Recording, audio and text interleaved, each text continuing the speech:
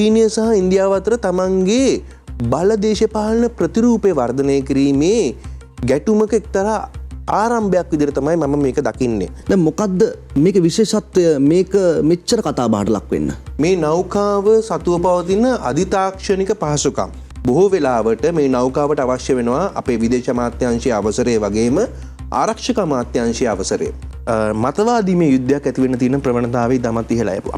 අපි කියනවා මේක නිව් කෝල්ඩ් වෝ එකක්. නැත්නම් නව තෘෂ්ණ යුද්ධයක උච්චතම අවස්ථාවට අපි ඇවිල්ලා ඉන්නේ.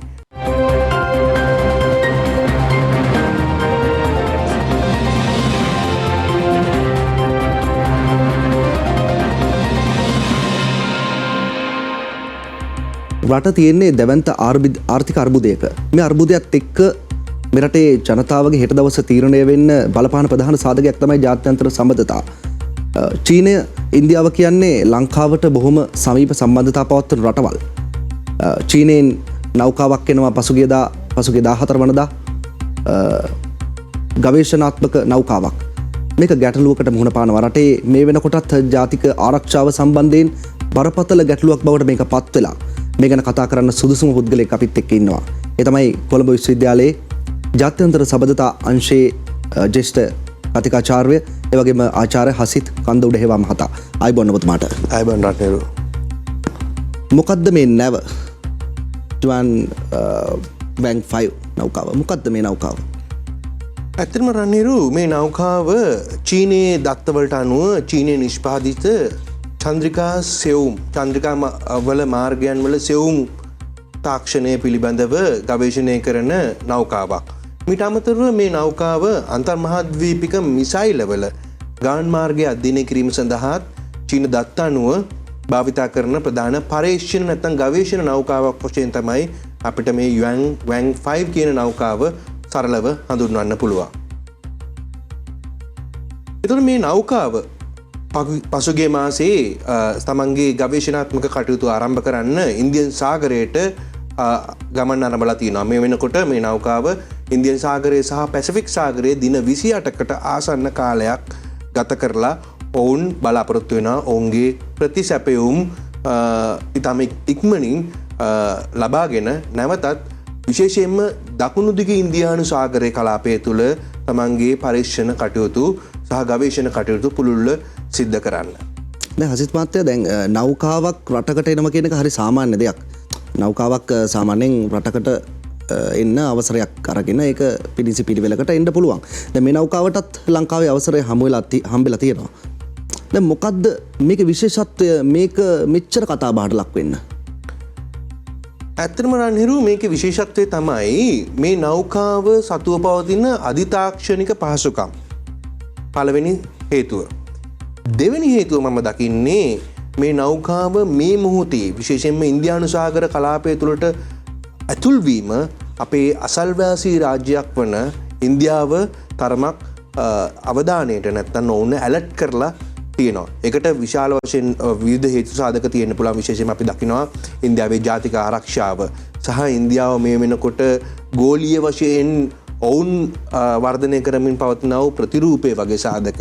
ඊටත් අමතරව මේ වෙනකොට අපි දන්නවා දකුණු චීන මුහුද ආශ්‍රිත ප්‍රදේශය තුල තායිවානය ආශ්‍රිතව ජාත්‍යන්තර වශයෙන් යම්කිසි අසමතුලිතතාවයක් ඇති වෙලා තියෙනවා. මෙන්න මෙවැනි අසමතුලිතතාවය වැළැක්වීම සඳහා పూర్ව ඉන්දීය උපාය මාර්ගයන් ආශ්‍රිතව තමයි මේ අර්බුදය අපිට දකින්න ලැබෙන්නේ. අධිතාක්ෂණික අභ්‍යවකාශ ගවේෂණ නෞකාවක් මේක. එතකොට දැන් ඔබතුමා හිතනවද මෙතෙන්ට ඇවිල්ලා ඉන්දියාව කියන දේ ඉන්දියාව කියන භූමිය තුල තියෙන ජාතික ආරක්ෂාවට තර්ජනයක් වෙන්න ඔවුන් හැසිරෙයි කියලා? ඔබතුමන් ජාත්‍යන්තර දේශපාලනය පිළිබඳව බොහොම අත්දැකීම් තියෙන කෙනෙක්. මේකේ නෞකාවේ තාක්ෂණික දත්ත සම්බන්ධයෙන් ලෝකයේ අනිකුත් නෞකාවන් සහ සංසන්දනය කරලා බැලුවොත් එතරම් දත්ත අපිට නැත්නම් මහ ජනතාවට විවෘත නැහැ. ඉතින් මේ තාක්ෂණය සම්බන්ධයෙන් යම් ගැටලු තියෙනවා. අනිත් පැත්තෙන් ඉන්දියාව මේ වෙනකොට ඔවුන් ඍජුවම චෝදනා කරනවා මේ නෞකාව තමන් ආධිපත්‍ය දරන ඉන්දිය සාගර කලාපයට ඇතුල්වීම තමන්ගේ ජාතික ආරක්ෂාවට විශේෂයෙන්ම ඉන්දියානු නැගෙනහිර නාවික විධානය සහ බටහිර නාවික විධානය ආශ්‍රිත ඔවුන්ගේ කඳවුරු සහ ඔවුන්ගේ සංවේදන පහසුකම් වලට යම් බාධාවන් ඇති වෙන්න පුළුවන් කියන. මෙන්න මේ උපකල්පනයේ මත තමයි ඉන්දියාව උත්සාහ කරන්නේ මේ චීනය විසින් එවන මේ ගවේෂණාත්මක නෞකාවට අවහිරයක් යොදවන්න. තවමත් නෞකාව ලංකාවට ඇවිල්ලා නැහැ. දැන් මේ මොහොතෙත් නෞකාව එමින් පවතිනවා. මේ වෙලාවේ අපිට පොඩි ගැටලුවක් මතුවෙනවා. මොකද්ද මේ නැවට එන්න ලංකාවට එද්දී තියෙන බාධාව මොකද්ද මේ වෙලාවේ? ඇත්තටම සාම්ප්‍රදායිකව ඕනම වාණිජ නෞකාවක් ඇතුල් වෙන්න නම් ඒ වාණිජ නෞකාවේ ගමන් මාර්ගය සහ ඒ අදාළ වරාය සමග සම්බන්ධීකරණය කරාම ඒක කරන්න පුළුවන්. නමුත් මේක විශේෂත්වය තමයි මේ නෞකාව පරීක්ෂණ නැත්නම් රිසර්ච් ඇන්ඩ් සර්වේ කියන වචන දෙක. ඉතින් මෙවැනි තත්ත්වයක් නිසා බොහෝ වෙලාවට මේ නෞකාවට අවශ්‍ය වෙනවා අපේ විදේශ අමාත්‍යාංශයේ අවසරය වගේම ආරක්ෂක අමාත්‍යාංශයේ අවසරය. අපි ජූලි 12 වෙනිදා මේ සඳහා අවශ්‍ය වන නෛතික ප්‍රතිපාදන ලබා දුන්නා. නමුත් අනිත් පැත්තෙන් මේ ලබා දීමත් එක්කම අපි උත්සාහ කරා මේ සිදුවීම සම්බන්ධයෙන් බොහොම මැදිහත් සිතින් නැත්නම් රාජ්‍යයක් විදිහට මැදිහත් සිතින් බලන්න. නමුත් ඉන්දියාවෙන් එල්ල වෙච්ච ප්‍රතිරෝධනයත් එක්ක ශ්‍රී ලංකාවට සිද්ධ වෙනවා රාජතාන්ත්‍රිකව ඉල්ලා සිටින්න මේ නෞකාව අපේ නැත්නම් නාවක කලාපයට ඇතුල් වීම ප්‍රමාද කරන ලෙසට විශේෂයෙන්ම මීට දවස් කිහිපයකට පෙර ජනාධිපතිතුමාගේ උපදෙස් මත මේ සම්බන්ධයෙන් වෙච්ච ඉල්ලීම චීන රජයට යොමු කරනවා. මේ ඉල්ලීමත් එක්කම චීන රජයේ ප්‍රතිචාර දක්වනවා. විශේෂයෙන්ම චීනය ප්‍රකාශ කරනවා මේ කටයුතු සඳහා ඉන්දියාව වගේ රටක් මැදිහත් වීම අනවශ්‍යයි. මේක හුදෙක් පාර්ශ්වයන් දෙකක් නැත්නම් ලංකාව සහ චීනය අතර ඇති වෙන එක්තරා ආසිකින් පහසුකම් සැපීමේ කටයුත්ත පමණයි කියන එක. අපිට ගන්න බැරිද නිකන් දැන් ඉන්දියාව සහ චීනය අතර යම් ගැටුමක ප්‍රතිඵලයක් කියලා මේ එන අදහස්? ඔව් ඇත්තටම මේක ඇත්තටම චීනය සහ ඉන්දියාව අතර තමන්ගේ බල දේශපාලන ප්‍රතිරූපේ වර්ධනය කිරීමේ ගැටුමක එක්තරා ආරම්භයක් විදිහට තමයි මම මේක දකින්නේ. මොකද අපි දකිනවා තායිවානයේ ආශ්‍රිතව මේ වෙනකොට ඇති වෙලා තියෙන තත්ත්වයක් එක්ක චීනය උත්සාහ කරනවා තමන්ගේ ව්‍යාප්තවාදී ප්‍රතිපත්තීන් තවදුරටත් මේ ඉන්දියානු සාගර කලාපය තුළ විශේෂයෙන්ම ඉන්දු පැසිෆික් කලාපය තුළ ප්‍රචලිත කරන්න. අනිත් පැත්තෙන් ඉන්දියාව උත්සාහ කරනවා මේ තත්ත්වය සීමා කරන්න. ඒ වගේම චීනය මේ වෙලාවේදී ඔවුන් දන්නවා ලංකාවේ ආර්ථික භූගෝලීය සහ අනිකුත් සාධකයන් වල තියෙන ප්‍රවණතාවය. මේ ප්‍රවණතාවයත් එක්ක අපි බැලුවොත් එහෙම පසුගිය කාලය තුල ඉන්දියාව ඉතාමත් ප්‍රබල භූමිකාවක් ක්‍රියාත්මක වෙනවා. චීනයට මං හිතන්නේ අවශ්‍ය වෙනවා මෙන්න මේ වෙලාවේදී මේ ලංකාව තුල ඉන්දීය භූමිකාව සීමා කිරීමටත් තමන්ගේ අපි කියනවා මේක පව ප්‍රොජෙක්ෂන් එක නැත්තම් බලය ප්‍රක්ෂේපණය කිරීමේ හැකියාව වර්ධනය කිරීමට චීනය මේක උත්සාහයක් විදිහට ගන්නවා. අනිත් පැත්තෙන් ඉන්දියාව දකිනවා මේක තමන්ගේ ඉන්දියාව සතුව තියෙන ඉන්දිය සාගර කලාපයේ ආධිපත්‍යයට එල්ල වෙන ඍජු තර්ජනයක් විදිහට. ඉතින් ඉන්දියාව උත්සාහ කරනවා මේ හරහා ලංකාව තුලින් ක්‍රමිකවම චීනය වෙත අවරෝධනයක් නැත්නම් අපි කියන පීඩනයක් එල්ල කරලා චීනයේ ඉන්දියානු සාගර කලාපය තුලින් ඉවත් කරන්න කුමන හෝ උපාය මාර්ග සහිතව.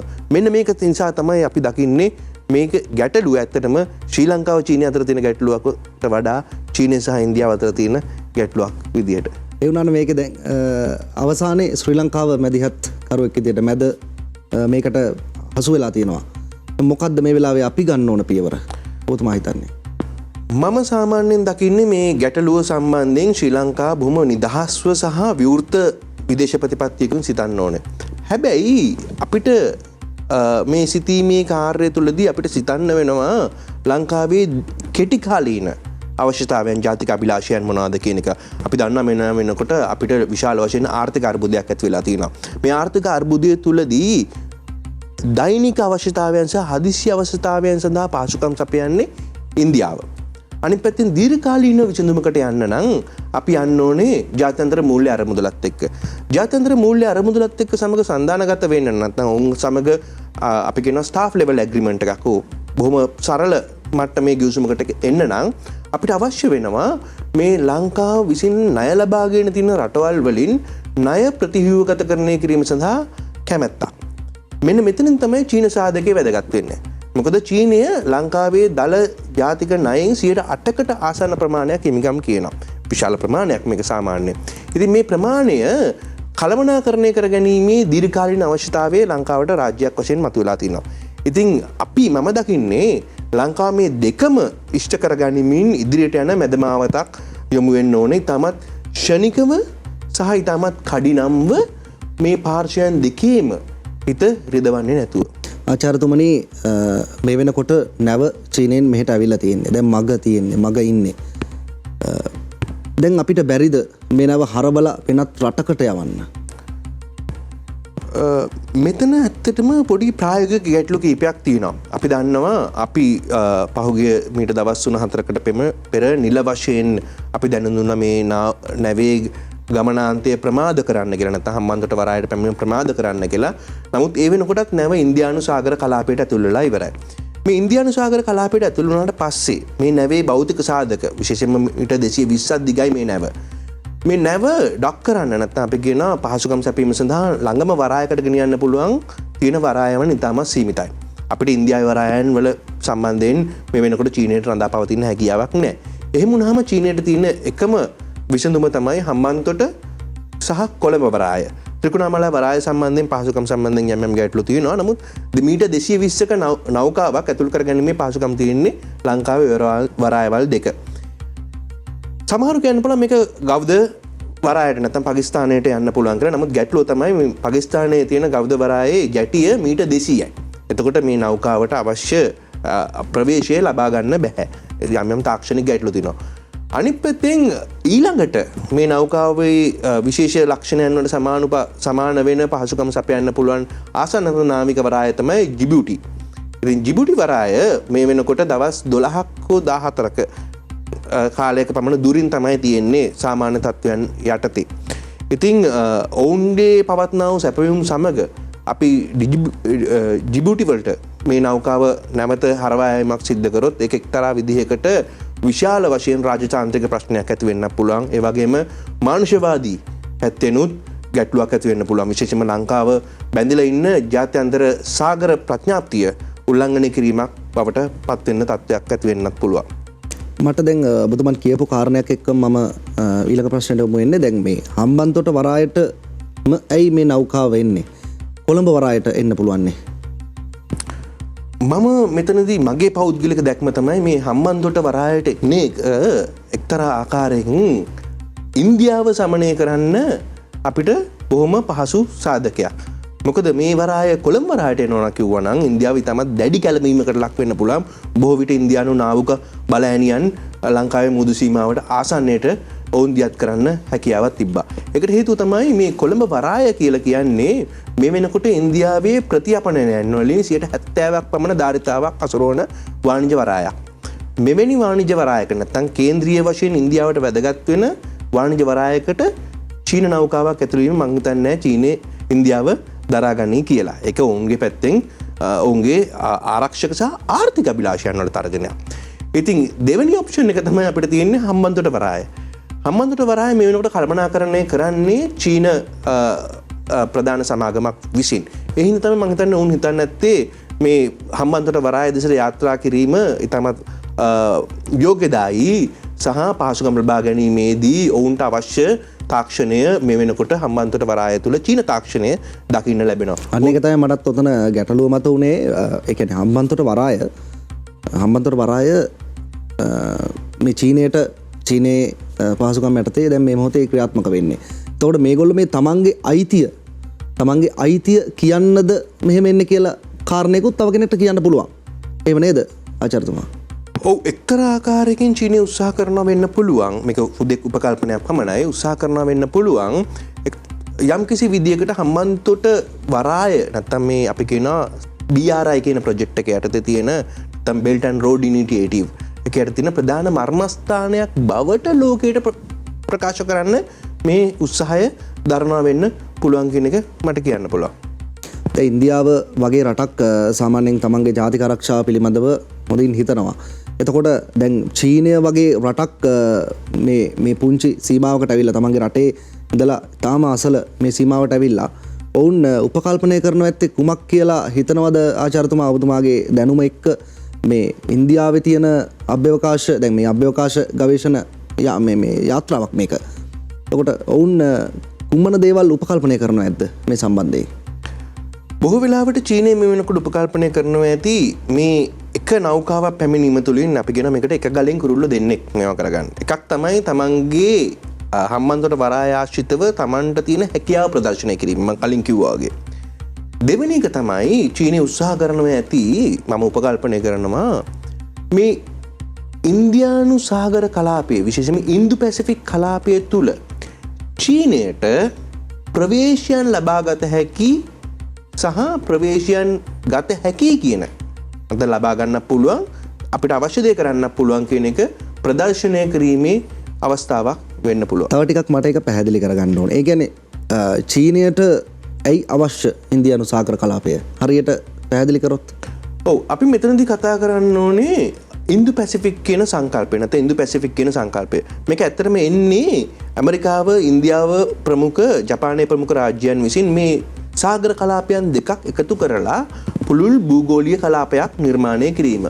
මේ ඉන්දු පැසිෆික් සංකල්පය 2013 ආවට පස්සේ මේකෙදී මේ ඇමරිකාව සහ චීනය පෙන්වන්න උත්සාහ කරනවා මේ ඉන්දීය සාගරයේ සහ පැසිෆික් සාගරය තුල රූල් බේස් ඕඩර් එකක් හදන්න ඕන කියලා. ඒ කියන්නේ ජාත්‍යන්තර සාමුද්‍රික නීති මත පදනම් වෙච්ච පර්යායක් නිර්මාණය කරන්න. මෙන්න මේ පර්යාය තුලින් බැලුවොත් එහෙම ඉන්දියානු සාගර කලාපයට චීනයට කිසිම ආකාරයකින් අයිතිවාසිකම් කීම හෝ ප්‍රදර්ශනාත්මක වශයෙන් බලය පෙන්වීම සඳහා හැකියාවක් ලැබෙන්නේ නැහැ. ඉතින් මෙවැනි තත්වයක් තුල තමයි චීනය උත්සාහ කරනවා ඇත්තේ මේ පසුගිය කාලේ විශේෂයෙන්ම කොඩ් එක වගේ හරහා මේ ඇමරිකාව ප්‍රමුඛ බටහිර බලවතුන් සහ නැගෙනහිර බලවතුන් ගෙන ගිහිපු චීන ව්‍යාප්තවාදය නැත්නම් BRI ව්‍යාපෘතිය අවරෝධනය කිරීමේ වැඩපිළිවෙල සඳහා යම්කිසි ආකාරයේ දැඩි ප්‍රබල ප්‍රතිරෝධයක් එල්ල කරන්න. දැන් නෞකාව මේ වෙනකොට ඉන්දියානු සාගරයට අවතීර්ණ වෙලා තියෙන්නේ. එතකොට මේ සාගරයට අවතීර්ණ වුණාම ඔවුන් ළඟම තියෙන තොටුපළට එහෙම නැත්නම් ළඟම තියෙන වරායටද යන්න ඕනේ. සාමාන්‍යයෙන් අපි ඒ ගැන මට ඇත්තටම දැනුමක් නැහැ.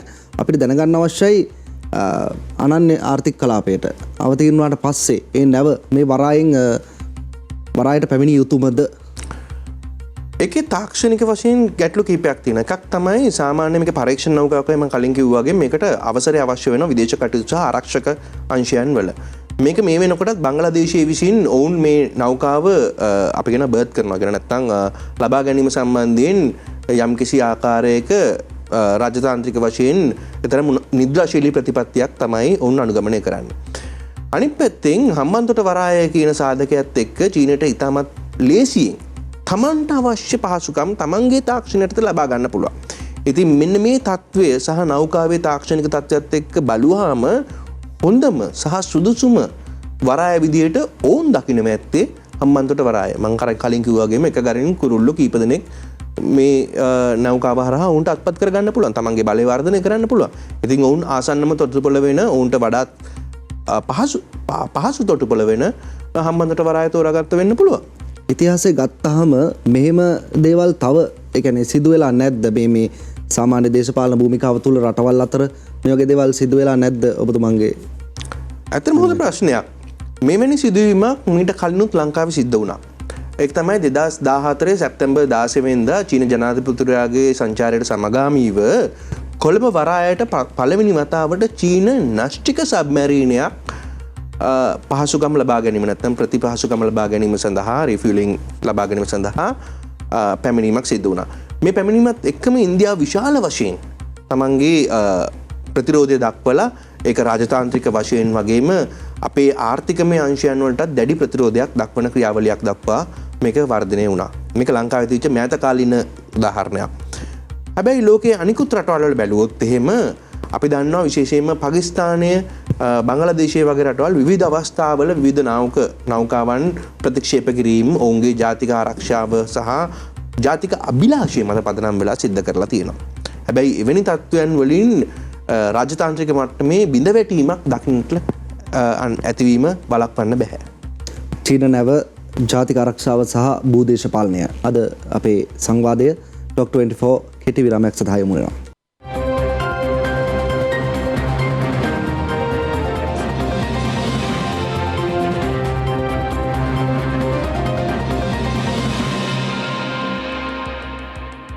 චීනයේ අධිතාක්ෂණික අභ්‍යවකාශ යාත්‍රාවක් මේ වෙනකොට ජුවන් බැං 5 නෞකාව මේ වන විට ලංකාවට පැමිණෙමින් තිබෙනවා. ඉතින් ඒක ගැන තමයි අද කතා කරන්නේ අපේ ආචාර්ය හසිත් කන්දුඩ හේවා මහත්තයාත් එක්ක. ඔබතුමාගෙන් මට අහන්න හිතනවා මෙහෙම දෙයක්. ඔබතුමා මීට විවේකයට යන්න පෙර ඔබ සඳහන් කළා බංග්ලාදේශය පාකිස්තානය වගේ රටවල් යම් වෙලාවට මේ නෞකා ප්‍රතික්ෂේප කිරීම කරලා තියෙනවා. දැන් ලංකාවට එක හෙලාම බැරිද මේ නෞකාව එන්න එපා, මේක ගැටලුවක් අපිට ප්‍රශ්නයක් කියලා ප්‍රතික්ෂේප කරන්න? මෙහෙම ප්‍රතික්ෂේප කරනීමක් කරන්න නම් මොකද්ද පදනම? අපිට කියන්න අපිට දෙන්න වෙනවා අතරම මේකට හේතුවක් චීනයට. ඉතින් හේතුව තමයි අපිට දෙන්න පුළුවන් ආසන්න හේතුව අපි අසල්වැසි රට වෙන ඉන්දියාව කැමති නෑ ඔයගොල්ලෝ එනවට. එන්න අනේ කරුණා කරලා එන්න එපා කියලා. වෙනි තත්ත්වයක් තුල වෙන්න පුළුවන් දීර්ඝකාලීනව අපේ දැනට ගොඩනැගිලා තියෙන රාජසාන්තික සම්බන්ධතා සමස්තයක් වශයෙන් බිඳ වැටෙන්න පුළුවන්. මේ වගේ තත්ත්වයක් මේ වෙලාවේ විශේෂයෙන්ම මේ ආර්ථික අර්බුදයක් තුල ඉන්න වෙලාවේ අපිට අවශ්‍ය වෙන්නේ නෑ. ඒකට හේතුව තමයි අපිට චීනය අත්‍යවශ්‍යයි ජාත්‍යන්තර මූල්‍ය අරමුදලේ ණය ප්‍රතිව්‍යුහගත කරන එකමත් ඊළඟට අපි එන ස්ටාෆ් ලෙවල් ඇග්‍රීමන්ට් එකට චීනය වැදගත් සාධකයක් බවට පත් වෙලා තියෙනවා. ඉන්දියාවත් ඒ වගේම වැදගත් නේ. ඔව් ඉන්දියාව අපිට වැදගත් වෙනවා අපේ දෛනික අවශ්‍යතාවයන් සපුරා ගන්න. මේ වෙනකොට ඉන්දියාව ලංකාවට ආසන්න වශයෙන් ඩොලර් බිලියන 4කට ආසන්න මානුෂවාදී ආහාර, අත්‍යවශ්‍ය ආහාර සහ හදිසි ප්‍රතිචාර ආධාර ලබා දීලා තියෙනවා. අපි දන්නවා පහුගිය කාලේ අපිට ක්‍රෙඩිට් ලයින් එකක් යටතේ අවශ්‍ය වෙන පෙට්‍රෝලියම් වගේ නිෂ්පාදන අපිට ආවා. ඒ වගේම තවදුරටත් ලංකාව මේ වෙනකොට සාකච්ඡා කරමින් පවතිනවා තවත් මිලියන 600කට ආසන්න ප්‍රමාණය ලබා ගන්න. ඉතින් කෙටි කාලීන අවශ්‍යතාවයන් සඳහා ඉන්දියාව ඉතාමත් වැදගත්.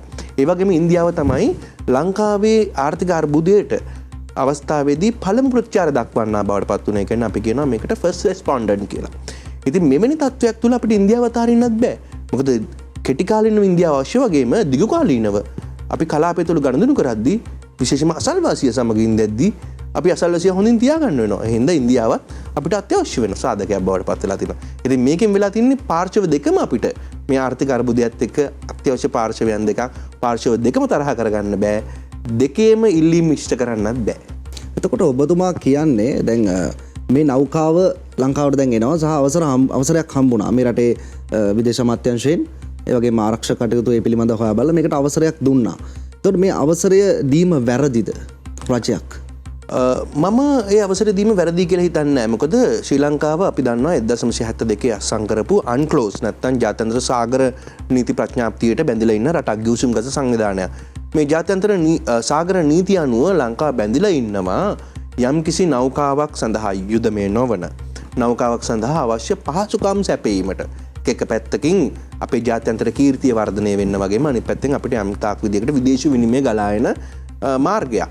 ඉතින් මෙවැනි තත්වයක් තුළ අපි අවසර ලබා දීමේදී ලබා දුන්නේ මෙන්න මේ සාධක දෙක පදනම් කරගෙන.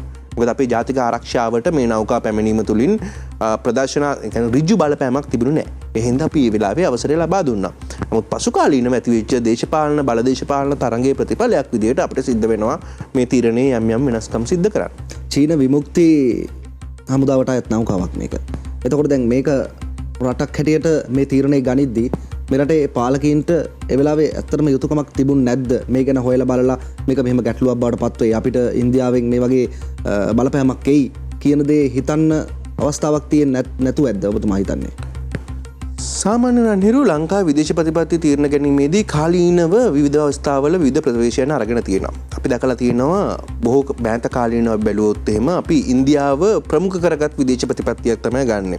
එතකොට අපිට තේරෙනවා නම් යම්කිසි විදිහකින් ඉන්දියාවේ ආරක්ෂක අභිලාෂයන් වලට හෝ මොනේ හැම අභිලාෂයකට තර්ජනයක් තියෙනවා නම් අපි සාමාන්‍යයෙන් කරන සම්ප්‍රදාය තමයි මේ පිළිබඳව අපි සවුත් බ්ලොක් එක කියන්නේ ඉන්දියා විදේශ කටයුතු අමාත්‍යාංශයේ නිල වශයෙන් දැනුවත් කිරීමක් සිදු කරනවා.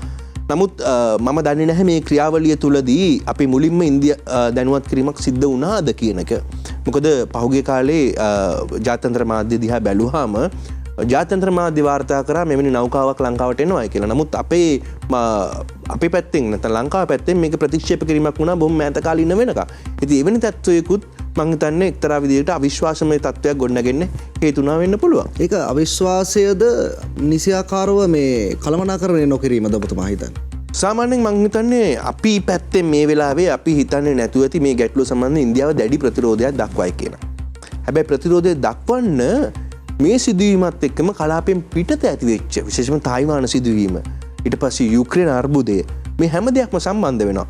මෙන්න මේ චේන් එක නැත්නම් අපි කියනවා යම් සිදුවීම් මාලාවල දම්වැල මේ එකිනෙකට සම්බන්ධ වීමත් එක්ක තමයි මේ විශාල ප්‍රතිරෝධය එල්ල වෙන්නේ නැති. ඉතින් මං හිතන්නේ අපි තීරණ ගැනීමේදී මේ ගැන තරම්ම අවධානය යොමු නොකරන්න ඇති මේ එකිනෙක සිදුවීම් අතර සම්බන්ධය. අනිත් පැත්තෙන් තායිවාන සිදුවීම ඉතාමත් කෙටි කාලයක් තුළ වෙච්ච දෙයක්. ඉතින් එවැනි දෙයක් සම්බන්ධයෙන් මං හිතන්නේ ඒ වෙනකොට අපි අපේ තීරණ දීලා ඉවරයි. ඉතින් එවැනි තත්ත්වයන් අපි ඒ අදාළ තීරණ ගැනීමේ අවස්ථාවවලදී අදාළ නොවුන වෙන්න පුළුවන්. يعني වෙලා තිබිච්ච නැති දෙයක් හින්දා ඒගොල්ලෝ ඒ ඇසෙස්මන්ට් එකක් කරන්න බැරි වෙන්න ඇති කියලා මං හිතනවා. සමාජ මාධ්‍ය ප්‍රබලයි මේ වෙලාවේ. ඇත්තටම දැන් මේ සම්බන්ධව යන ප්‍රවෘත්ති සමහර වෙලාවට මේ නිසියාකාරව කල්පනා කරන වෙච්ච ප්‍රවෘත්ති නෙමෙයි. එතකොට මේ ප්‍රවෘත්ති සමාජගත වීමත් එක්ක ජනතාවත් යම්කිසි ආකාරයකට මේ රටවල් වල දැන් බොහෝ දෙනෙක් අපේ ඉන්දියාවේ ඉන්නවා, ලංකාවේ බොහෝ දෙනෙක්ගේ න්‍යායත මිතුරන්. එතකොට දැන් මෙතන ගැටලුවක් ඇති වෙන එකක් නැද්ද මානුෂීය පැත්තෙන් ගත්තාම ජනතාවගේ හැසිරීම? මෙමයි මං හිතන්නේ ජනතාව මේ වෙලාවේ සමහර වෙලාවට බොහෝ වෙලාවට හිතන ඇති ඇයි මේ නැවක් ඇවිල්ලා මොකක්ද මේ රටවල් දෙකක් මේවා කරන්නේ? ඇයි අපි මැද්දට වෙලා තියන්නේ? ඇයි දුප්පත් අපිට මේ වෙනකොට බොහොම මාරුවෙන් ඉන්නේ? ඇයි අපිට මේ දේ වෙන්නේ කියන ආකල්පය තමයි මං හිතන්නේ ජනතාව අතරින් ඇත්තේ. නමුත් අපි තේරුම් ගන්න ඕනේ ජාත්‍යන්තර දේශපාලනය තුළ විශේෂයෙන්ම ජාත්‍යන්තර සමන්තා තුළ මේ සියලුම රාජ්‍යයන් එක හා සමානයි. නැත්නම් එක හා සම්බන්ධ වෙනවා. සියලුම සිදුවීම් එක හා සම්බන්ධව සිදුවීම් දෙන්නේ. ඉතින් මේවල බලපෑම් අපිට එල්ල වෙනවා කියන එක මං හිතන්නේ අපේ ජනතාව මේ වෙනකොට තේරුම් ගන්නමින් පවතින මේ සිදුවීමත් එක්ක. මේ වගේ තව නැව් ගැන සඳහනක් කළොත් ඒ කියන්නේ මේ වගේ තව නෞකා ඒ කියන්නේ චීනය ඇතුළු ඒ ආසියාතික රටවල් මේ වගේ නෞකා ගැන යම් අත්දැකීමක් නැද්ද ඔබතුමාට එහෙම ඉගෙනගෙන?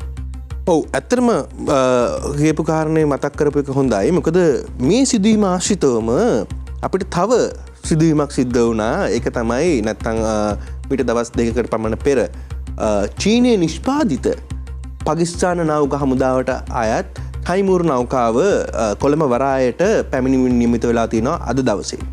මේ සංචාරයත් සිද්ධ කරන්නේ ඔවුන් මැලේසියාව දක්වා වෙන සාමුද්‍රික තමන්ගේ අභ්‍යාසවලට යෙදිලා නැවත පැමිණීමෙන් ඉන්දියදී ඔවුන්ට අවශ්‍ය පහසුකම් ලබා ගැනීමට. සාමාන්‍යයෙන් ශ්‍රී ලංකාව සහ පාකිස්තානය අතර තියෙන බොහොම සුහදතාවය නිසා අපි මෙවැනි සිදුවීම් සාමාන්‍යයෙන් අපි බැඳලා ඉන්නවා මේ අවශ්‍ය පහසුකම් සපයන්න. නමුත් මේ අවස්ථාවේ මේක වුණාම නැවතත් ඉන්දියාව ප්‍රකෝප වෙලා තියෙනවා මේ සිදුවීම නිසා. ඉතින් එකිනෙකට සම්බන්ධ නැති සිදුවීම් දෙකක් විදිහට කියලා පෙවුනත් නමුත් මේ සිදුවීම් දෙක දැන් අපිට එකිනෙක සම්බන්ධ සිදුවීම් දෙකක් බවට පත්වීම නොවැළැක්විය හැකි වෙලා තියෙනවා. මොකද ඉන්දියාව එක පැත්තකින් බලනවා පාකිස්තානයේ නැවක් ඇයි මේ වෙලාවේ කොළඹ වරායට එන්නේ? ඒකත් උන්ට කන්සර්න් එකක්. ඒක අපිට වළක්වන්න බෑ. උන්ගේ සාමාන්‍යයෙන් ඕනම රටකට එවැනි තත්ත්වයන් මතුවේ හැකි.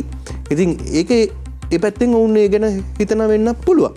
ඉතින් හැබැයි මට කලින් කියන්න ඕනේ දැන් අපි බැලුවොත් 2019 ඉඳන් 2022 වෙනකන් කාලේ මේ වසර 3-4 කාලය තුල ලංකාව මේ බොහෝ නාවික අංශයන් වලට පහසුකම් සපයලා තියෙනවා.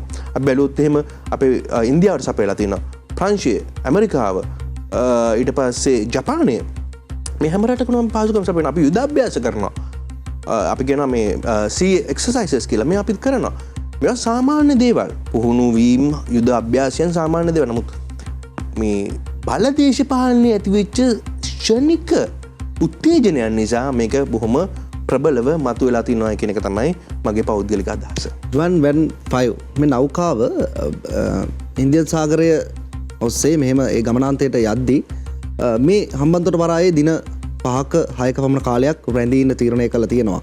එතකොට සාමාන්‍ය කාලය කොපමණද නෞකාවක් සේවාවක් ලබා ගැනීම සඳහා තැනකට ආවට පස්සේ වරායකට ආවට පස්සේ ඒගොල්ලන්ට කැමති කාලයක් තීරණය කරන්න පුළුවන්ද? එහෙම නැත්නම් ඒ රජය නියමිත කාලයක් ලබා දෙනවද?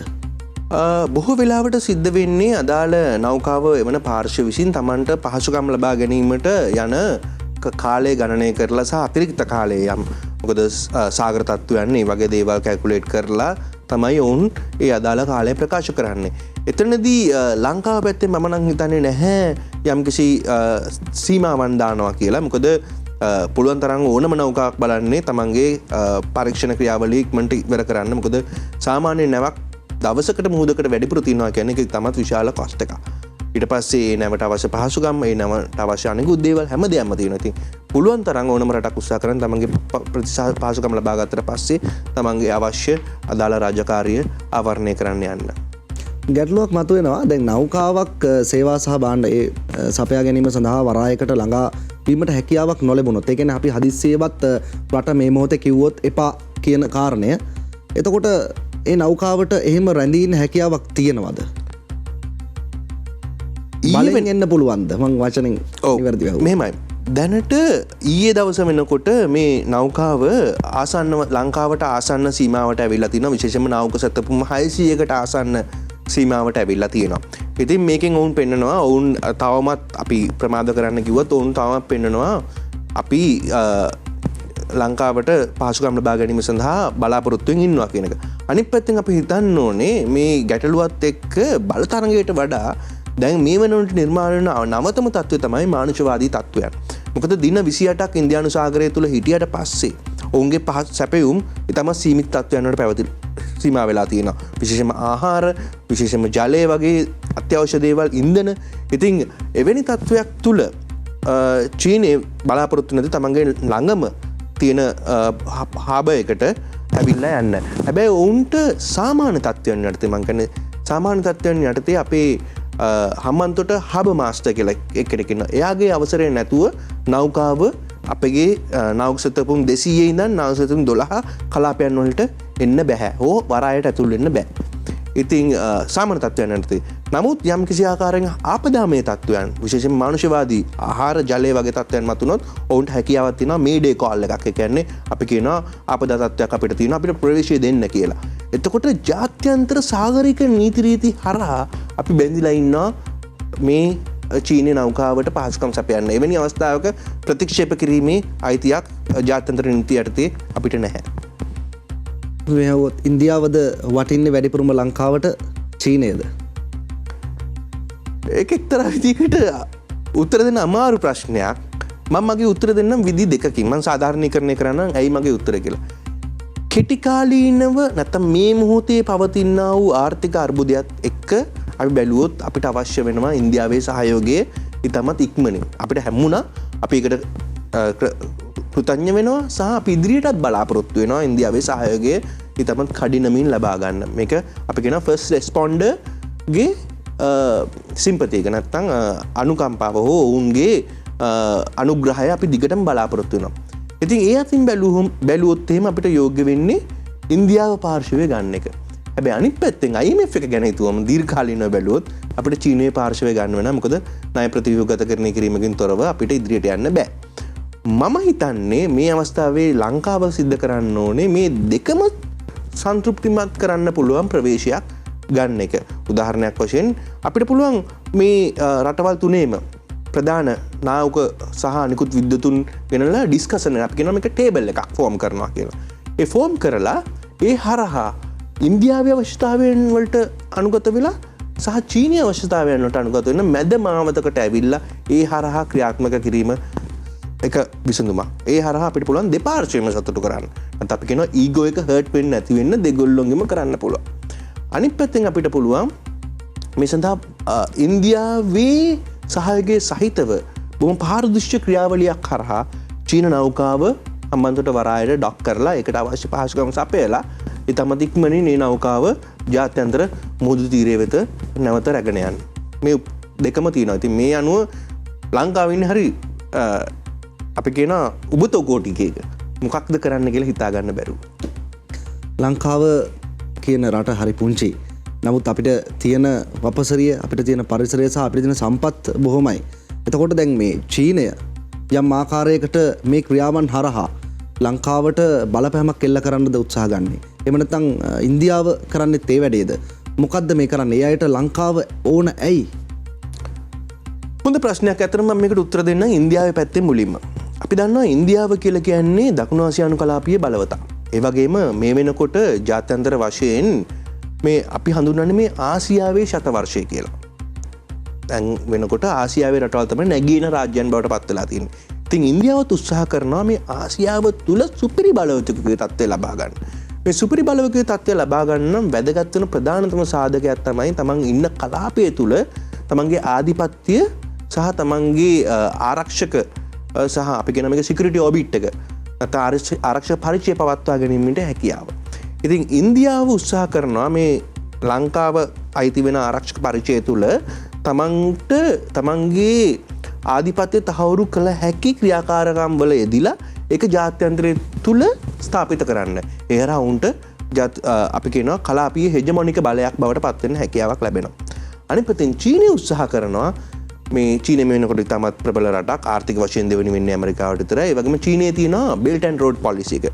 නැත්නම් එක් තීරයක් එක් මාවතක්. නැත්නම් මේ ප්‍රතිපත්තිය හරහා චීනය මේ වෙනකොට විශාල ආර්ථික සහ දේශපාලන බලයක් ගොඩනගමින් පවතින ඉන්දු පැසිෆික් කලාපය තුළ. මෙතන චීනය උත්සාහ කරනවා තමන් සුපිරි බලයුතු බවට පෙන්වන්න විශේෂයෙන්ම කලාපයෙන් පිටත දේශපාලනය සඳහා තමන්ට සක්‍රියව දායක වෙලා ඒ කලාපයේ පිටත දේශපාලනය තුළ ප්‍රධාන පාර්ශවයක් බවට ඒත්තු ගන්නන්න. මේ අනුව චීනයට මේ ලංකාව ආශ්‍රිත ක්‍රියාකාරීත්වය විශේෂයෙන් ඉන්දියානු සාගරය ආශ්‍රිත ක්‍රියාකාරීත්වය සක්‍රිය ක්‍රියාකාරීත්වය පෙන්වීම ඉතාමත් අවශ්‍යයි. ඉතින් ඒ හින්දා මේ රටවල් දෙකේම අපි කලින් කිව්වා වගේම ඊගෝ එක පවර් පොලිටික්ස් නැත්නම් බල දේශපාලන අවශ්‍යතාවයන් තියෙනවා. ඉතින් මේ දෙකම අතර තමයි මේ පුංචි රට අපි ඝට්ටණය වෙන්නේ. නෞකාවක් රටකට එන ක්‍රියාවලිය ඇතුළේ මේ අවසර ගැනීම කියන දේ අපි දැන් පෙරත් සඳහන් කරා ජුලි 12 වනදා මේ නෞකාවට අවසර දීලා තියෙනවා අපේ රටෙන්. එතකොට ඒ වගේ අවසර ගැනීමේ ක්‍රියාවලින් කීයක් තියෙනවද? ඒ ගැන කෙටි හැඳින්වීමක් කරොත්. මගේ දැනුම හැටියට නම් වාණිජ නෞකාවකට ඕනෑම ආකාරයකින් ඔවුන්ට අවශ්‍ය පහසුකම් ලබා ගැනීමට පූර්ව දැනුවත් කිරීමකින් පසුව ඒ අදාළ වරායට ප්‍රවේශ වෙන්න පුළුවන්. නමුත් මේක ගවේෂණාත්මක නෞකාවක් නිසා බොහෝ වෙලාවට අදාළ රාජ්‍යයේ ශ්‍රී ලංකීය නියෝජනය කරන නැත්නම් අපි කියන එම්බසි එක හරි හයි කමිෂන් එක හරි හරහා විදේශ කටයුතු අමාත්‍යාංශයට ලිඛිත ඉල්ලීමක් කරනවා. මේ ලිඛිත ඉල්ලීම අපි බලනවා මේක අපිට අපේ ජාතික ආරක්ෂාවට තර්ජනයක් තියනවාද කියලා. ඒ අනුව අපි ආරක්ෂක අමාත්‍යාංශයට යොමු කරලා ඒ අදාළ අවශ්‍ය අවසරය ලබාගෙන ඉන් පස්සේ තමයි අපි දැනුම් දෙන්නේ අදාළ හර්ෂවත් මේ නෞකාව සම්බන්ධ ගැටලුවේදී අපිට බැරිද වෙනත් රටක් මේකට නිරාකරණය කරගන්න එකතු කරගන්න මැදිහත් පාර්ශවයක් විදියට? හොඳ ප්‍රශ්නයක් රනිරුහන්නේ ඉන්දියාවේ ඇරෙන්න වෙන රටක්ද? පැහැදිලිවම. ඔව් මේකෙදී එක පැත්තකින් අපිට විශාල උබදෝ ගෝටිකන මතුවෙනවා. එකක් තමයි අපි මැදිහත්කරුවෙකු ගත්තොත් එකෙන් පෙන්නනවා එක්තරා ආකාරයකට මේ සුළු ගැටලුවක්වත් කළමනාකරණය කරන්න ලංකාවට හැකියාවක් නැහැ කියන. මේක අපේ ජාත්‍යන්තර ප්‍රතිරූපයට යම්කිසි ආකාරයක හානියක් වෙන්න පුළුවන්. දෙවැනි ගැටලුව තමයි කවුද මැදිහත්කරුවා? මේ දෙදෙනාටම පිළිගන්න පුළුවන් චීනය ඉන්දියාව වගේම ලංකාව තුන්දෙනාටම පිළිගන්න පුළුවන් කවුද මැදිහත්කරුවා? ඇමරිකාව ගන්නවට චීනය කැමති වෙන්නේත් නැහැ. ජපානය ගන්නවට චීනය කැමති වෙන්නේත් නැහැ. ඉන්දියාව කැමති වෙන්නේ නැහැ පාකිස්තානය හෝ බංග්ලාදේශය ගන්නවට. ඉතින් මෙවැනි තත්ත්වයක් තුළ මම හිතන්නේ මේ ගැටලුව අපි තුන්ගොල්ලෝ අතර විශේෂයෙන්ම ත්‍රියෝ එක අතර බොහොම සාමකාමීව සාකච්ඡාමය වශයෙන් ටේබල් ඩිස්කෂන් එකකින් විසඳා ගැනීම තමයි හොඳම විසඳුම. මම පැහැදිලි කරගන්න ඕන කාරණයක් තමයි ආචාර්යතුමනි දැන් මේ නෞකාවක් ඒ කියන්නේ මේ නෞකාව අපිට ප්‍රතික්ෂේප කිරීමකට ලක් කරොත් අපි මේ මොහොතේදී ප්‍රබලවම අපිට වෙන්න තියෙන බලපෑම ආර්ථික වශයෙන් අපිට තියෙන ඔය ණය ප්‍රතිවිකත කර ගැනීම විතරද? ඒක කරගන්න බැරිවීම විතරද? නැහැ, ඊට වඩා ලොකු අපේ වසර මේ වෙනකොට ආසන්න වශයෙන් 70කට ආසන්න වෙන චීන ශ්‍රී ලංකා රාජතාන්ත්‍රික සම්බන්ධතාවවල හැරවුම් ලක්ෂයක් නොමැති ස්ථානයකට අපි යනවා. ඒ කියන්නේ අපිට නැවතත් ටර්නින් පොයින්ට් එකක් නැති තැනක් බවට පත් වෙනවා. එතකොට මේ සම්බන්ධතාවයෙන් බිඳ වැටෙන්න පුළුවන්. අනිත් පැත්තෙන් ලංකාව මේ ලෝක ආර්ථික ව්‍යාපෘතීන් වල විශේෂයෙන්ම අපි කියනවා BRI ප්‍රොජෙක්ට්ස් වල ඉන්න ස්ථානය අහිමි වෙන්න පුළුවන්. එකෙන් එක්තරා විදියකට අපි කියන යටිතල පහසුකම් සංවර්ධනය වීමේ ක්‍රියාවලිය සම්පූර්ණයෙන්ම නවතිලා යන්න පුළුවන්. මේ වෙනකොට මම දන්නවා චීනය මධ්‍යම අධිවේගී මාර්ගය ඉදිකිරීමේ කටයුතු වලින් ඉවත් වෙනවා. එක්සිම් බැංක් එක. ඉතින් මේ වෙන තත්ත්වයන් දීර්ඝකාලීනව වර්ධනය වීම ලංකාව සම්බන්ධයෙන් ජාත්‍යන්තර ආයෝජකයන්ට මවන ප්‍රතිරූපයේ තරම් සුබදායී වෙන්නේ නැහැ. මෙතන ගැටලුවක් තියෙනවා. දැන් අපිට දැන් අපේ රට ඇතුලේ ඇත්තටම මුදල් නැහැ. ඉදිරිය කරගෙන යන්න මේ රටේ ජනතාවගේ පහසුකම් ටිකවත් දෙන්න අවශ්‍ය කරන මුදලක් මේ රට ඇතුලේ නැහැ.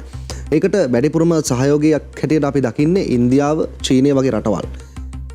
මට තියෙන ප්‍රශ්නය මේ නැවේ කාරණයක් අරන් එන්නේ යම්කිසි ආකාරයකට අපේ රට තවත් හිර කරන්නද? මොකද හේතුව මේ වෙනකොට රටේ දේශපාලන පෙරලියක් වෙලා තියෙනවා. මේක බලපාන්නේ නැතුව ඇති වෙයිද ඔය කාරණය සම්බන්ධයෙන්? ඇත්තම චීනය දිහා බැලුවොත් එහෙම චීනය ලංකාව කෙරෙහි නෙමෙයි ඕනම රටක් කෙරෙහි අනුගමන ප්‍රතිපත්තිය තමයි නොවුන් අභ්‍යන්තර කටයුතු වලට මැදිහත් වෙන්නේ නැහැ කියන එක. ඒ කියන්නේ ඔවුන්ගේ ඉංග්‍රීසියෙන් කියනවා no string attached කියන එක. කියන පොලිසි එක තමයි ඔවුන් සිද්ධ කරන්නේ. නමුත් අපි දන්නවා ඉන්දියාව ඊට වඩා වෙනස් ප්‍රවේශයක් තමයි ගන්නෙ. විශේෂයෙන්ම කලාපීය රටවල් වල යම් යම් දේශපාලනමය තත්ත්වයන් වලට ආර්ථික සමාජ තත්ත්වයන් වලට ඉන්දියාව බොහොම සක්‍රීයව මැදිහත් වෙනවා.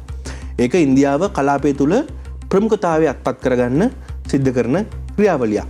ඉතින් මේකෙන් වෙන්නේ ඇත්තටම මම අර කලින් කිව්වා වගේ අපි මේ කුඩා රට මේ තියෙන ආර්ථික අර්බුදත් එක්ක මේ හැම දෙයකම පීඩනය එල්ල වෙනවා. මේ පීඩනය ඇත්තටම යන්නේ පාලකයටත් වඩා රටේ සාමාන්‍ය ජනතාවට. මොකද තා මාස දෙක තුනකින් ආයි ඉන්ධන ගැටලුවක් ආයි ඖෂධ ගැටලුවක් ආවොත් එහෙම ඒක සාමාන්‍ය ජනතාව විශාල වශයෙන් බලපාන්න පුළුවන්. චීන නැව ජාතික ආරක්ෂාව සහ භූදේශ පාලනය මේ ගැන කතා බහට නැවතත් හමු වෙමු කෙටි විරාමයකට ගිහිල්ලා.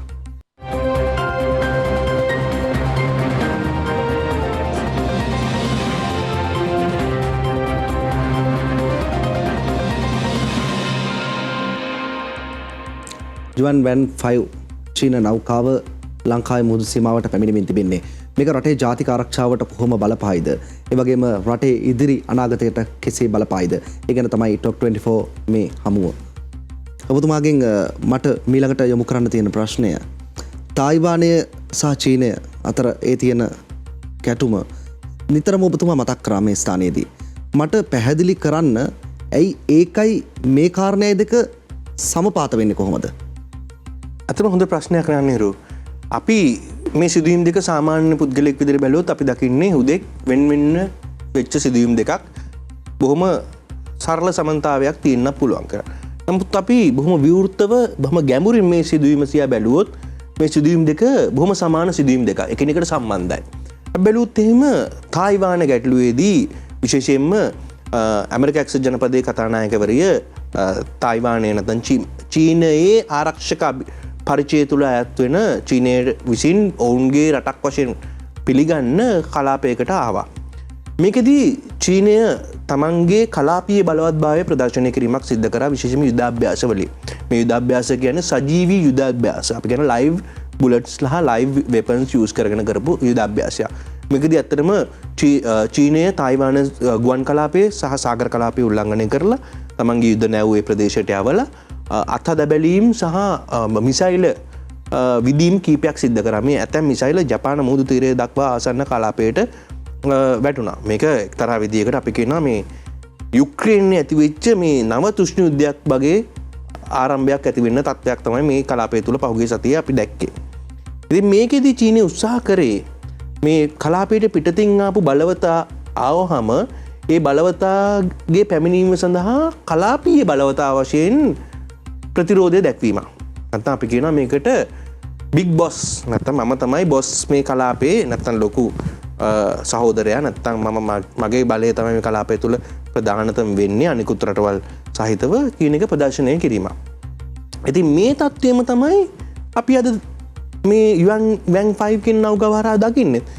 අපිට තේරුම් ගන්න ඕනේ ඇත්තටම අපි පිළිගන්න වෙනවා රටක් විදිහට සහ ජාත්‍යන්තර වශයෙන් ඉන්දියාව කියලා කියන්නේ දකුණු ආසියානු කලාපයේ බලවත්ම රාජ්‍යය. ආර්ථික දේශපාලන සමාජීය වශයෙන් සහ ඓතිහාසික වශයෙන් ශ්‍රී ලංකාව සහ ඉන්දියාව අතර සුවිශේෂ සමානතාවයන් තියෙනවා. ඒ වගේම වාර්ගික වශයෙන් අපි දෙගොල්ල අතර බොහොම ඉතාමත් දැඩි සමානතාවයක් තියෙනවා. ඉතින් මෙවැනි සමානතාවයන් නිසා ඉන්දියාව උත්සාහ කරනවා මේ කලාපයේ තුල තියෙන කුඩා රාජ්‍යයන් වලට මේ බාහිර බලයකින් එල්ලවන බලපෑමකදී ඒ කලාපෙන් පිටතෙන පාත්‍රයක් විසින් කලාපීය ආධිපත්‍යයට එල්ල කරන බලපෑමකදී ඒ සඳහා ප්‍රතිචාර දක්වන්න. මේක නැචරල් රයිට් එකක්. ජාත්‍යන්තර දේශපාලනය තුළ තියෙන ස්වභාවික අයිතියක්. තමන්ගේ කලාපය තුළට යම්කිසි තර්ජනයක් එල්ලෙනවා නම් ඒකට ප්‍රතික්ෂේප කරන්න. ඉතින් මේ සිදුවීම ඉන්දියාව විසින් සිද්ධ කරන්නේ මෙන්න මේ සංකල්පයේ මත ඉඳගෙන. එතකොට චීනය කියනවා පහුගියදා අපි දැක්කා උන් විදේශ අමාත්‍යාංශ ප්‍රකාශනයක් කරා මේ ස්වෛරී රාජ්‍යයන් දෙකක් අතර තියෙන සම්බන්ධතාවයකට ඉන්දියාවට මැදිහත් වෙන්න ඕනේ නැහැ කියලා. හැබැයි අනිත් පැත්තෙන් ඒගොල්ලෝ තමන්ගේ මුල් සීමාව විශේෂයෙන්ම දකුණු චීන මුල් සීමාව තුලදී ඇති වෙන ඕනෑම තර්ජනයකදී ඔවුන්ට එල්ලෙන්න ඕනෑම බලපෑමකදී ක්ෂණිකව ක්‍රියාත්මක වෙන්න ඔවුන් කැප වෙලා ඉන්නවා. ඔවුන් මේ මට තියෙන ගැටලුව දැන් ලංකාවට ඇයි ස්වාධීන රාජ්‍යයක් විදියට ක්‍රියා කරන්න බැරි? මෙතනදී තමන්ගේ තීරණය හරි කියන තැන ඉඳන් ක්‍රියා කරන්න බැරි? මේ කලාපයේ බලවතා කියලා අපේ ස්වාධීනත්වය අපේ අයිතිය අපි නැති කරගන්න ඕනද? නෑ, කලාපයේ බලවතා කියලා අපේ ස්වෛරීභාවයවත් අපේ භෞමික අඛණ්ඩතාවයත් නැති කර ගැනීමක් අපි කරන්න ඕනේ නෑ. හැබැයි අපිට සිද්ධ වෙන්නේ අපි බැලුවොත් එහෙම අනිරු අපි මුලින්ම ජාත්‍යන්තර පද්ධතිවල සම්බන්ධ වෙන කවුද? අසල්වැසියා. අපි අසල්වැසියා තරහ කරගත්තොත් මොකද වෙන්නේ? ප්‍රශ්න ගොඩයි. ඉතින් එවැනි තත්ත්වයක් තුල අනිත් එක කුඩා රාජ්‍යයක් විදියට සහ දැන්පත් වෙලා තියෙන ආර්ථික අර්බුදය නිසා අපේ මේ භාගයෙන් පවයක තරමක් දුරට දුර වෙලා තියෙනවා. මේ තත්ත්ව නිසා ජාතික සහ ආරක්ෂාව සහ භෞමික අඛණ්ඩතාවයට හානියක් නොවන ආකාරයෙන් අපිට සිද්ධ වෙලා තියෙනවා යම් තාක් දුරකට ඉන්දියාව සමග සහයෝගයෙන් කටයුතු කරන්න දීර්ඝකාලීන වගේම කෙටි කාලීන ඉලක්ක ළඟා කරගන්න විශේෂයෙන් මේ ආර්ථික අර්බුදය තුලදී. අපි මෙච්චර වෙලා කතා කරේ මේ ඉන්දියාවේ බලපෑම සහ චීනයේ මේ නෞකාවේ ඉන්දියන් සාගරය තුල කරන බලපෑම. මේක ඇතුලේ ලංකාවේ ජාතික ආරක්ෂාවට ප්‍රශ්නයක් නෙමෙයිද මේක? මම මේකට ප්‍රශ්නේදී ලංකාවේ ජාතික ආරක්ෂාව ඍජු තර්ජනයක් වෙනවා කියන එක මම දකින්නේ නැහැ. මොකද චීනය මේක ප්‍රකාශ කරන්නේ ගවේෂණාත්මක නෞකාවක්. ඔවුන්ගේ නාස්තික අවි හෝ නාස්තික හෝ වෙනත් ප්‍රහාර දීමේ අවි ලංකාවට ඔවුන් අරගෙන එන්නේ නැහැ. ඒ පැත්තෙන් බැලුවම ඍජු තර්ජනයක් මට කිසිම වෙලාවක දකින්න ලැබෙන්නේ නැහැ. මොකද මේක යුද නැමක් නෙමෙයි, ගවේෂණාත්මක නැවක්. එතකොට ඒ සංකල්පය අපිට ප්‍රතික්ෂේප කරන්න පුළුවන්. හැබැයි මේකේ වක්‍ර තර්ජන තියෙන්න පුළුවන් විශේෂම ජාතික ආරක්ෂාවට. ඒකට හොඳම උදාහරණය තමයි මේ වෙනකොට කලාපීය වශයෙන් ඉන්දියාවේ ප්‍රතිරෝධයත් ජාත්‍යන්තර වශයෙන් මේ ලංකාවේ බලය සම්බන්ධයෙන් තුලනාත්මක තත්ත්වයකට විග්‍රහයක් කරන්න ඇවිල්ලා තියෙනවා. මේක අපි කියන්න පුළුවන් මේ නවලෝක පර්යාය තුල විශේෂයෙන්ම මේ 21 වන සියවසේ තුල නව තුෂ්ණ යුද්ධයක ආරම්භය ලංකාව ආශ්‍රිතව ඇති වේද කියන ගැටලුව අපිට අහන්න පුළුවන්. ඒක බරපතල ගැටලුවක්. මේ නිකන් බෝලය දාලා බලනවද චීනය ලංකාවට ওই කියන කාරණේ සම්බන්ධව? මම හිතන්නේ චීනයට අවශ්‍ය නැහැ නිකන් බෝලේ දාලා බලන්න. චීනයට අවශ්‍ය නම් මේ වෙනකොට ඔවුන්ට හැකියාවක් තියෙනවා තමන්ගේ ඉන්දියානු සාගරයේ තියෙන නාස්තික සබ්මැරින හෝ යොදවලා මේවා කරන්න, බලය ප්‍රදර්ශනය කිරීම. නමුත් මෙතනදී චීනය ඊට වඩා උපක්‍රමශීලී. මම හිතන්නේ චීනය උත්සාහ කරනවා ප්‍රදර්ශනාත්මකව ඉන්දියාවට ප්‍රතිරෝධයක් එල්ල කරන්න. ඒ කියන්නේ දෘಢ බලය නැත්නම් අපි කියන හાર્ඩ් පවර් එක යූස් කරන්නේ නැතුව සොෆ්ට් පවර් එක නැත්නම් මෘදු බලය යොදාගෙන දිගින් දිගටම ඉන්දියාව විසින් ඉදිරිපත් කරන ඉන්දියානු සාගර කලාපයේ ආරක්ෂකයා නැත්නම් අපි කියන net security provider කියන සංකල්පය බිඳින්න චීනය බොහොම සූක්ෂම උත්සාහ කරනවා. ඉතින් මේක තමයි මම දකින්නේ ප්‍රධාන වශයෙන්ම චීනය උත්සාහ කරන්න කියන එක. අනිත් පැත්තෙන් චීනයට තියෙන සාධාරණ බියක්. මොකද අපි දැක්ක පහුගිය කාලේ ලංකාවේ ඇතිවෙච්ච ආර්ථික අර්බුදයේදී ඉන්දියාව තමත් ක්ෂණිකව උන්ගේ ආධාර ලබා දුන්නා. ඒ හරහා ඉන්දියාව ස්ථාපිත කරගත්ත පරිපාලනමය වශයෙන් සහ මහජනතාව අතර යම්කිසි විශ්වාසයක්. නැත්නම් අපි කියනවා මේ ලංකාවේ ජනතාවගේ මහජන දැක්ම නැත්නම් පබ්ලික් පර්සෙප්ෂන් එක ඉන්දියාව සම්බන්ධයෙන් බොහොම හොඳ මට්ටමකට ආවා. ඒ හා සමගාමීව චීනය දිහා බැලුවොත් විශේෂයෙන්ම විවිධ අර්බුද නිසා ලංකාවේ මහජනතාවගේ දැක්ම චීනය සම්බන්ධයෙන් තරමක් වෙන්වීමක් නැත්නම් බිඳ වැටවීම තත්ත්වයන් ඇතිවීම දක්නට ලැබෙනවා. මෙන්න මෙවැනි තත්ත්වයක් තුළ චීනය බිය වෙනවා වෙන්න පුළුවන් යම්කිසි හේයකින් ලංකාවේ ඇතිවෙන මේ වෙනස් වීම ඩොමිනෝ එෆෙක්ට් එකක් විදියට මේ කලාපයේ අනිකුත් රටවල් වලට පැතිරලා යන්න පුළුවන්ද කියලා. විශේෂයෙන්ම චීනයේ ප්‍රධානතම දකුණු ආසියානු සහයෝගීතාවය තුළ දින්න පාර්ශ්වයක් වෙන මාලදිවයින. ඒ වගේම පාකිස්තානය වගේ රටවල් ඔවුන්ට අහිමි වෙන්න පුළුවන් කියන එක ගැන විවිධ මතවාද ඇවිල්ලා තියෙනවා. ඉතින් මේ චීනය උත්සාහ කරනවා වෙන්න පුළුවන් මේ හරහා ඉන්දියාවේ ප්‍රතිරෝධය වළක්වන ගමන්ම චීනයේ ඇතිවිය හැකි ඩොමිනෝ ඉෆෙක්ට් එක වළක්වලා තමන්ගේ බලය නැවත ස්ථාපිත කරලා මේ තුලනයක් ඇති කරන්න. මේ වෙලාවේ අපි ඇත්තටම කළ යුත්තේ මොකද්ද? මගේ පෞද්ගලික අදහස නම් ලංකාව පළමුවෙනිම කරන්න ඕනේ මේ රටවල් දෙකේ මොකක්ද මේ ඊගෝ එක. මොකක්ද අවශ්‍යතාවයන් කියලා පැහැදිලිව හොඳට තේරුම් ගන්න ඕනේ.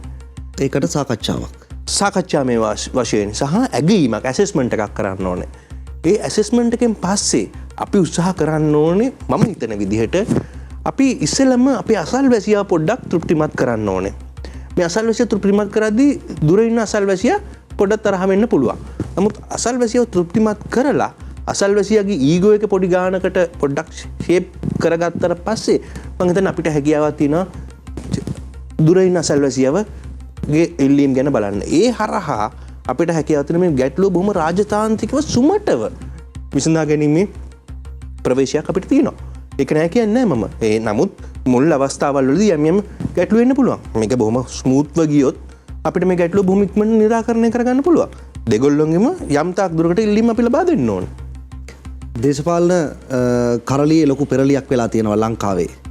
එතකොට මේක ඇතුලේ මේ පවතින දේශපාලන ධාරාවේ මේ ඉන්න අය තමන්ගේ බලය හුමාරු කර ගැනීම සඳහාත් මේ වෙලාවේ වෙනම ගැටුමක නිරත වෙනවා. සාර්වපාක්ෂික ආණ්ඩු ගැන විවිධ මත මේ රට ඇතුලේ ක්‍රියාත්මක වෙනවා. මේක ඔස්සේ රට ඇතුලේ අරගලයක් වුණා. ජාත්‍යන්තර වශයෙන් රට ගැන වැඩිපුර හොයන්න බලන්න පටන් ගත්තා. මේ කාරණා එක්ක රටේ දේශපාලඥයා, රටේ රාජ්‍ය පරිපාලකයා, ඒ වගේම රටේ ජනතාව දේශපාලඥයා කෙසේ හැසිරිය යුතුද? ඒ කියන්නේ අපි හෙට දවසේදී රටේ නම කැත කරගන්නේ නැතුව අපේ රටත් බේරගෙන හෙට දවසේදී ඔය කියන නොබැදි විදේශ ප්‍රතිපත්තියක් ඇති කර ගැනීම සඳහා විපක්ෂ පක්ෂ දේශපාලඥයා කෙසේ හැසිරිය යුතුද?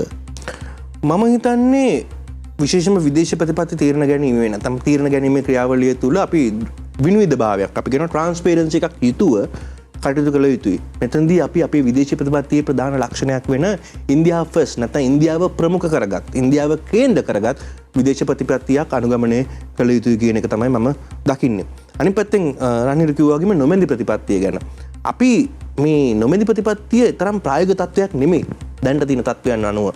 ඉතින් මේ නොමැදි ප්‍රතිපත්තියට වඩා මම හිතන්නේ ලංකාව උත්සාහ කළ යුතුයි ගතික මධ්‍යස්ථ භාවය පවත්වාගෙන යනමින් කාලීනව මේ රටවල් බල දේශපාලනය ඉන්න රටවල් සමග කාලීනව සම්බන්ධ වෙමින් ඒ හරහා අපිට ලබාගත හැකි දේ ලබා ගන්නමින් ඉදිරියට පවත්වාගෙන යාමට.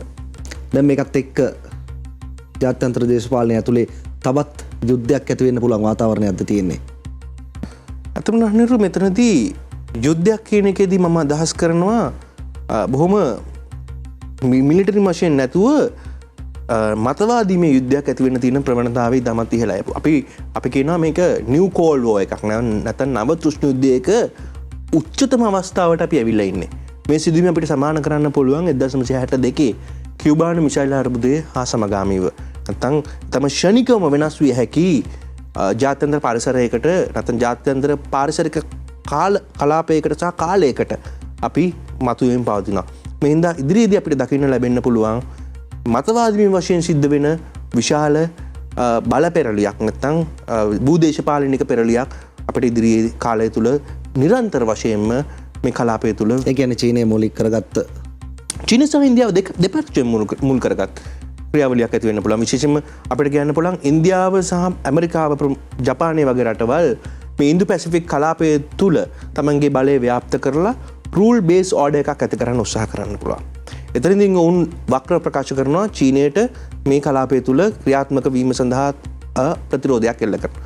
අනිත් පැත්තෙන් චීනය උත්සාහ කරන්න පුළුවන් තමන්ගේ බෙල්ට් ඇන්ඩ් රෝඩ් ඉනිෂියේටිව් එක හරහා යම් තාක් විදිහකට මේ කලාපය තුල ආර්ථික වශයෙන් ප්‍රගමනයක් අත්පත් කරලා ආසියාවේ ඉඳන් අප්‍රිකාව වෙනකන් ආර්ථික දේශපාලන සමාජීය සහ විශේෂයෙන් මූලෝපායක කොරිඩෝවක් අපි කියන මේක ස්ට්‍රැටජික් කොරිඩෝ එකක් නිර්මාණය කරගෙන Tamanට වාසිදායක විදිහට ඉදිරි දශක දෙක තුන කාලය තුල ලෝක දේශපාලනය තුල පෙරලියක් කරන්න ඔවුන් උත්සාහ කරાવી. ඉදිරි දශක දෙක තුනක කාලය ඇතුළත ලෝක දේශපාලන කරලියේ පෙරලියක් කරන්න උත්සාහයක්ද මේ චීන නෞකාව ජුවන් වැන් 5 නෞකාව මෙවන විට ලංකාවට ආසන්න මුහුදේ ඉන්දියන් සාගරය තුල තියෙනවා මේ මොහොතේදී රටට අවතීර්ණ වීමේ අපේක්ෂාවෙන්.